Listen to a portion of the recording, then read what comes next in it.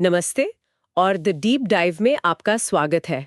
आज हम बात करेंगे अफीम के बारे में, लेकिन एक ऐसे नजरिए से जो शायद ही आपने सुना हो। हमें एक दस्तावेज मिला है opium.pdf, और ये कोई आज की मेडिकल रिपोर्ट नहीं है, बल्कि ऐसा लगता है जैसे ये 19वीं सदी की किसी होम्योपैथिक मटेरिया मेडिका का हिस्सा हो। बिल्कुल। तो आज हमारा काम मेडिकल सलाह देना बिल्कुल नहीं है। नहीं, बिल्कुल नहीं। हम तो एक तरह से जासूस बनकर ये समझने की कोशिश कर रहे हैं कि उस दौर में इस शक्तिशाली चीज को किस नजर से देखा जाता था। हाँ, ये दस्तावेज अफीम की कह सकते हैं एक शख्सियत बनाता है, और जैसा हम देखेंगे ये शख्सियत बहुत ही अजीब और विरोधाभासों से भरी है। हाँ, और कहानी की शुरुआत ही एक बहुत अजीब सुराग से होती है। अच्छा? इस दस्तावेज के हिसाब से अफीम उन लोगों पर सबसे अच्छा काम करती है जिनके बाल हल्के रंग के हैं और मांसपेशियां ढीली ढाली हैं। ये बात थोड़ी अजीब नहीं लगती? मतलब बालों के रंग का किसी दवा के असर से क्या लेना देना हो सकता है? लगता तो है ये किसी पुराने अंधविश्वास जैसा लगता है ना। हाँ, और ये हमें तुरंत ये याद दिलाता है कि हम एक अलग समय और एक अलग सोच की दुनिया में झांक रहे हैं। सही बात है। उस दौर की चिकित्सा में ऐसे शारीरिक लक्षणों को व्यक्ति की प्रकृति या कॉन्स्टिट्यूशन का हिस्सा माना जाता था, तो उनके लिए ये एक जरूरी जानकारी थी। ठीक है, तो चलिए इस पुरानी दुनिया के नजरिए को समझने की कोशिश करते हैं। हाँ। दस्तावेज ये भी कहता है कि इसका असर बच्चों और बुजुर्गों पर सबसे ज्यादा होता है। हाँ। और उसके लिए एक बड़ा काव्यात्मक सा जुमला इस्तेमाल किया है, जीवन के पहले और दूसरे बचपन की बीमारियां। ये लाइन बहुत कुछ कहती है। मतलब? इसका मतलब है कि जब शरीर अपनी सबसे कमजोर अवस्था में होता है, या तो जब वो बन रहा है या जब वो ढल रहा है, तब वो बाहरी चीजों के असर के लिए सबसे ज्यादा खुला होता है। ओके। लेकिन ये सिर्फ उम्र या बालों के रंग की बात नहीं है। ये सब हमें इस दस्तावेज की सबसे बड़ी और सबसे गहरी समस्या की ओर ले जाता है। और वो क्या है? वो है एक लाइन जिसे समझना बहुत जरूरी है। जीवन शक्ति की प्रतिक्रिया में कमी। ये सुनने में बहुत भारी भरकम लगता है। जीवन शक्ति की प्रतिक्रिया में कमी। इसका मतलब क्या हुआ? इसे ऐसे समझिए, हम्म। दस्तावेज कह रहा है कि ये सिर्फ किसी बीमारी का इलाज नहीं है, बल्कि ये उन हालात के लिए है जहां शरीर ने लड़ना ही छोड़ दिया है। लड़ना छोड़ दिया है। हाँ। जहां सही दवा देने पर भी शरीर कोई जवाब नहीं दे रहा। ये ऐसा है जैसे आपकी गाड़ी का इंजन बंद पड़ गया है और आप कितना भी अच्छा पेट्रोल डालें, वो स्टार्ट ही नहीं हो रही। स्टार्ट ही नहीं हो रहा है। शरीर का अंदरूनी सिस्टम इतना सुस्त हो गया है कि वो किसी भी मदद को स्वीकार करने से इनकार कर रहा है। ये एक तरह से शरीर का सरेंडर कर देना है। वाह, ये तो बहुत ही गंभीर और डरावनी तस्वीर है। तो शरीर ने एक तरह से हार मान ली है। बिल्कुल। चलिए, अब इसके लक्षणों पर आते हैं, जहां से विरोधाभास शुरू होते हैं। हाँ। इस दस्तावेज में लिखा है कि कई बीमारियां बहुत ज्यादा डर की वजह से शुरू होती हैं, और वो डर मरीज के अंदर बना रहता है। हाँ, और यहाँ डर सिर्फ एक एहसास नहीं है, बल्कि बीमारी की जड़ है। इस टेक्स्ट के मुताबिक कोई चौंकाने वाली घटना या गहरा सदमा शरीर के सिस्टम को हिला देता है, और वो डर वहां जम जाता है, और उससे फिर शारीरिक लक्षण पैदा होने लगते हैं। और इन लक्षणों में से एक है प्रलाप, यानी डिलीरियम, जिसके बारे में बड़ी अजीब बातें लिखी हैं। जैसे मरीज लगातार बड़बड़ाता रहता है, उसकी आंखें पूरी तरह खुली रहती हैं, चेहरा लाल और सूजा हुआ। लेकिन सबसे अजीब बात जो मुझे लगी वो ये है कि मरीज को लगातार लगता है कि वो अपने घर पर नहीं है। ये एक बहुत गहरा मानसिक लक्षण है। सोचिए, एक इंसान अपने ही बिस्तर पे लेटा है, लेकिन उसका दिमाग उसे यकीन दिला रहा है कि वो किसी अनजान जगह पर है। हाँ। इस शारीरिक बीमारी के साथ साथ एक बहुत गहरी मानसिक बेचैनी और अलगाव को दिखाता है। उसे कहीं भी सुरक्षा का एहसास नहीं हो रहा। अच्छा, और वो चादर टटोलने वाली बात, वो मुझे बहुत अजीब लगी। Picking of bed clothes. हाँ, दस्तावेज में लिखा है कि मरीज नींद में बिस्तर की चादर खींचता या टटोलता रहता है। मैंने ऐसा फिल्मों में देखा है जब कोई बहुत बीमार होता है। इसका असल में मतलब क्या होता है? ये क्लासिक संकेत है जिसे काफोलिया कहते हैं। काफूलिया? हाँ, ये दिखाता है कि मरीज भले ही बेहोश हो या आधी बेहोशी में हो, उसका दिमाग अभी भी बेचैन है।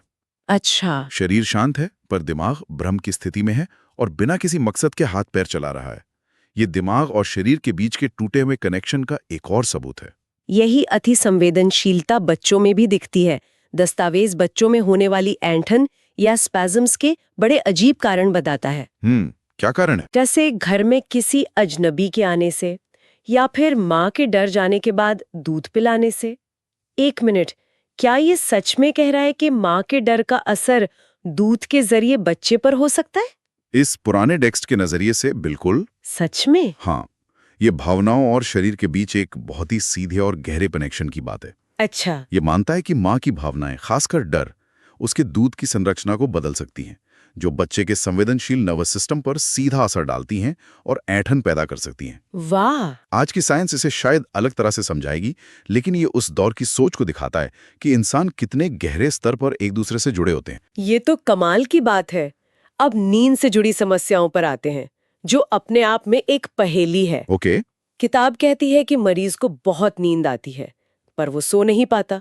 ये कैसा विरोधाभास है? ये एक क्लासिक विरोधाभास है। शरीर पूरी तरह से थक चुका है, उसे आराम की सख्त जरूरत है। हाँ। लेकिन दिमाग इतना ज्यादा एक्टिव और चौकन्ना है कि वो स्विच ऑफ ही नहीं हो पा रहा। तो ये शरीर और मन के बीच की लड़ाई है। बिल्कुल, जिसमें दोनों हार रहे हैं। और इस बेचैनी की एक वजह सुनने की शक्ति का बहुत ज्यादा बढ़ जाना है। दस्तावेज कहता है कि दूर बजती घड़ी की टिक टिक और मुर्गे की बांग भी उसे सोने नहीं देती। मैं ये कुछ हद तक समझ सकती हूँ, लेकिन ये तो एक तरह का टॉर्चर लगता है। ये टॉर्चर ही है। जरा उस मरीज के बारे में सोचिए। उसका शरीर आराम के लिए तड़प रहा है, पर उसका दिमाग इतना चौकन्ना है कि दुनिया की हर छोटी से छोटी आवाज उसे परेशान कर रही है। ये दिखाता है कि समस्या सिर्फ शरीर में नहीं, बल्कि दुनिया को अनुभव करने के उसके तरीके में है। सही बात है। वो बाहरी दुनिया से खुद को अलग ही नहीं कर पा रहा। और इसमें दो और डरावनी बातें हैं। एक तो ये कि सोते ही मरीज की सांस रुक जाती है, और दूसरी, उसे अपना बिस्तर बहुत गर्म महसूस होता है। इतना गर्म कि वो ठंडी जगह ढूंढने के लिए छटपटाता रहता है। सांस का रुक जाना दिखाता है कि शरीर के जो ऑटोमेटिक काम है, जैसे सांस लेना, उन पर से भी दिमाग का कंट्रोल खत्म हो रहा है। ओह। और बिस्तर का गर्म महसूस होना, ये शरीर के अंदरूनी तापमान कंट्रोल सिस्टम की गड़बड़ी हो सकती है। या फिर ये उस बेचैनी का एक और रूप है जहां मरीज को कहीं भी अपने बिस्तर तक में आराम नहीं मिल रहा। तो हमने देखा कि दिमाग और नर्वस सिस्टम एक तरह से ओवरड्राइव में है। सब कुछ जरूरत से ज्यादा एक्टिव है। हाँ, बिल्कुल। लेकिन यहाँ से कहानी एक बिल्कुल उल्टा मोड़ लेती है। शरीर के दूसरे हिस्से इसका ठीक उल्टा कर रहे हैं। मतलब? वो पूरी तरह से काम करना बंद कर रहे हैं, मानो सिस्टम ने हार मान ली हो। बिल्कुल। और यहीं से पक्षाघात या पैरालिसिस की तस्वीर सामने आती है। अच्छा। इसकी शुरुआत सांस लेने के तरीके से होती है। दस्तावेज में जिक्र है गहरी खर्राटो भरी सांस का, जिसे स्टर्टरोस ब्रीदिंग कहते हैं।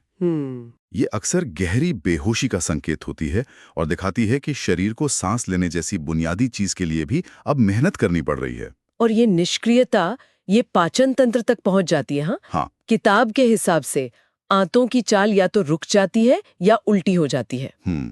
इसे ऐसे समझ सकते हैं कि हमारी आंतें एक कन्वेयर बेल्ट की तरह होती हैं, जो खाने को सही दिशा में आगे बढ़ाती हैं। सही। इस मामले में ये कन्वेयर बेल्ट या तो पूरी तरह जाम हो गया है या फिर उल्टा चलने लगा है। नतीजा, पूरा सिस्टम ठप। ये एकदम सही एनालॉजी है। और इसका सीधा नतीजा होता है कब्ज, कॉन्स्टिपेशन। हाँ। लेकिन ये आम कब्ज नहीं है। इसमें सबसे खास बात, जैसा कि दस्तावेज में लिखा है, वो है मल त्याग की इच्छा का न होना। ये इच्छा का न होना ही सबसे डरावनी बात है। ये सिर्फ एक पाइप के जाम होने जैसा नहीं है। नहीं, ये तो ऐसा है जैसे कंट्रोल रूम यानी दिमाग और फैक्ट्री फ्लोर यानी आंतों के बीच का फोन कनेक्शन ही कट गया है। बहुत बढ़िया। शरीर को पता ही नहीं है कि कोई समस्या है। और ये किसी भी सिस्टम के फेल होने का सबसे खतरनाक संकेत होता है। बिल्कुल।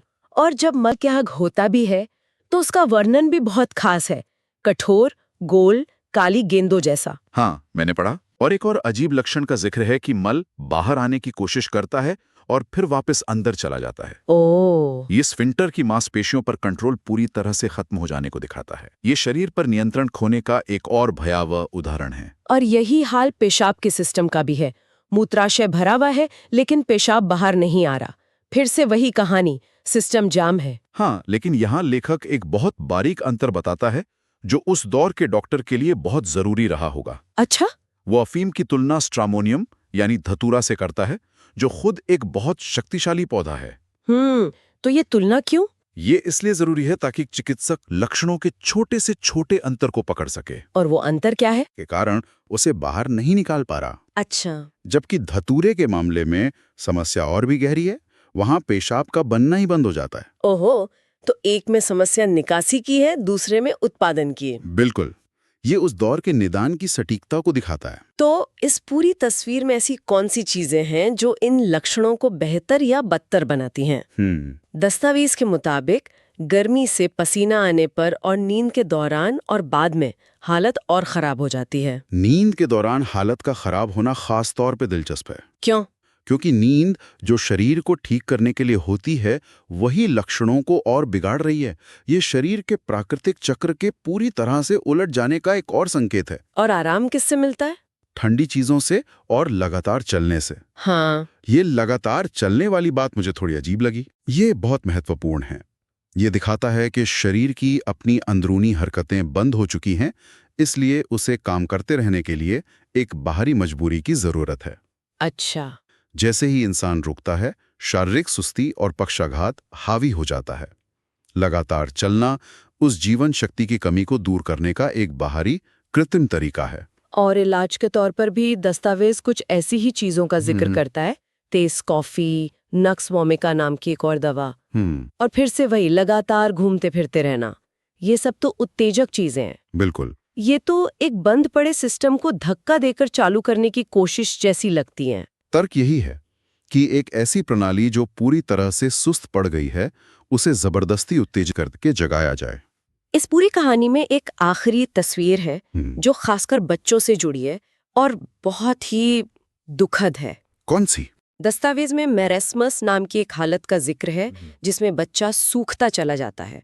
उसकी त्वचा पर झुर्रियां पड़ जाती हैं और वो एक छोटे सूखे हुए बूढ़े आदमी जैसा दिखने लगता है। ये तस्वीर ये बहुत ही मार्मिक है। ये उस अवस्था को दिखाती है जहां शरीर पोषण को सोखने और उसका इस्तेमाल करने की अपनी क्षमता पूरी तरह खो चुका है। मतलब बच्चा खाना खाने के बावजूद सूखता जाता है। करेक्ट। ये शरीर के हर स्तर पर जीवन शक्ति के खत्म हो जाने का अंतिम संकेत है, पाचन से लेकर त्वचा की कोशिकाओं तक। तो इन सब का आखिर मतलब क्या है?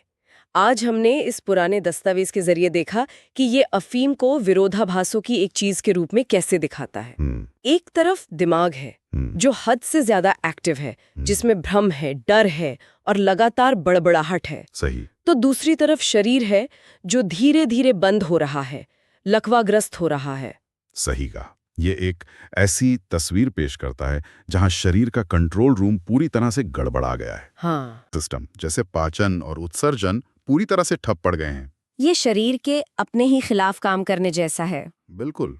तो आज की इस चर्चा को कहाँ खत्म करें? इसे एक आखिरी विचार पर खत्म करते हैं। दस्तावेज में एक लाइन है जो कहती है कि अफीम आंतों को इतना सुस्त बना देती है कि सबसे तेज जुलाब यानी पॉजिटिव्स वो भी अपनी शक्ति खो देते हैं। अच्छा, ये हमें एक गहरे सवाल के साथ छोड़ जाता है। किसी बाहरी चीज की हमारे शरीर की अपनी प्रक्रियाओं को इस हद तक काबू में करने की क्षमता, जैसा कि इस पुराने स्रोत में बताया गया है, हाँ। ये शरीर और बाहरी दुनिया के बीच के कितने जटिल, शक्तिशाली और कभी-कभी नाजुक रिश्ते के बारे में बताती है। ये सोचने पर मजबूर करता है कि हमारा अंदरूनी संतुलन कितना कीमती है और उसे बिगाड़ना कितना आसान हो सकता है।